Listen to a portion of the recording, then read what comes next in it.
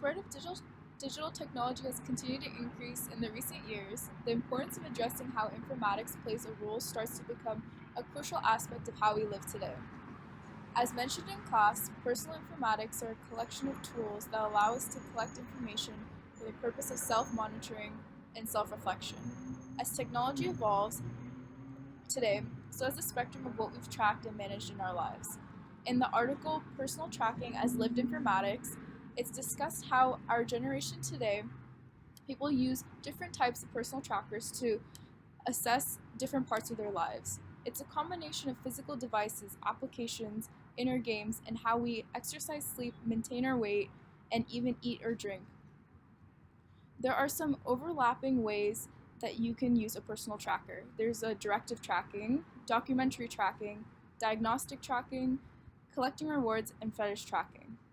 These, I believe, are used differently depending on the person and what aspect of their life they're trying to track, which leads back to why personal informatics has such a big impact in our lives today.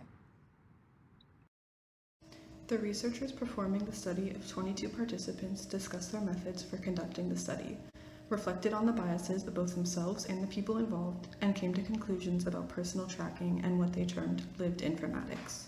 They ultimately decided on 5 styles of personal tracking that they observed people using.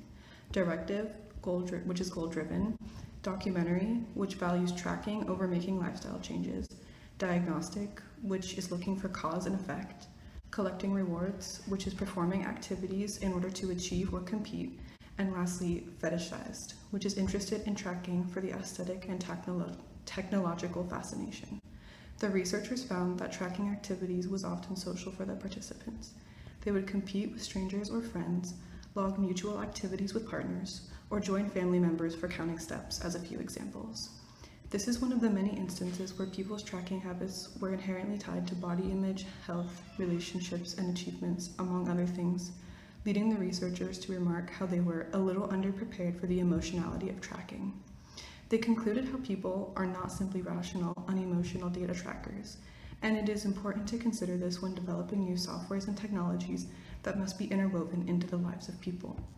I believe that despite the small scope of the study, it has the unique ability to gain a greater insight into the lives of a handful of people, and remind those in the tech field that technology cannot be separated from the emotions, habits, and lives of the people using such devices. We are now able to gather data about our own lives because of how easy digitalization has made it for us. We're able to use technology that allows us to measure our moods, eating habits, and exercise habits, along with many other things. It's become as easy as putting on a smartwatch, which already has trackers built into them to show your calories burnt or heart rates. Because measuring these aspects of our daily lives is so simple now, it's become a big thing for many people. It not only encourages us to be more mindful of our daily lives, but also helps us live a healthier lifestyle that has more certainty. An example of a success story mentioned in the article is former cancer patient Aaron Anderson. He truly believes that these at-home measurements changed his life for the better after cancer. I personally agree with Anderson's belief that self-tracking can be used as a tool to change your life for the better. I've used apps on my phone to track my physical and emotional health, and I feel like they've helped me see patterns in my daily life and also motivate me to want to be healthier. However, because I don't use a wearable for the things I track, sometimes it can be a hassle to fill out, which is something I think self-tracking apps can work on. As technology becomes more pervasive in our lives and society, so does the ability for everyday people to accumulate useful medical data. Wearables such as smartwatches and jewelry are already becoming common, and in the future this could lead to other advances such as skin electronics or other implants that can acquire even more accurate and detailed data. While these advances have great potential for good, moral and ethical concerns are being raised about their potential dangers. For example, the hacking of these devices could put personal information at risk, as well as pose a direct threat to personal health. There are also concerns about future healthcare becoming overly reliant on electronic health records, shunning the important human aspect that comes with seeking medical help. Doctors may become more concerned with data and results instead of the actual mental and medical well-being of their patients, for example.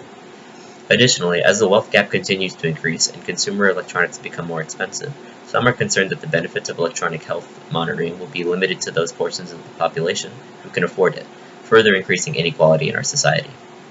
I personally believe that these moral concerns are of great importance as we continue to integrate consumer electronics into the world of medical science. It will be important to not only maintain our sense of medical and social responsibility, but also ensure that the benefits are reaped by all and not a select few.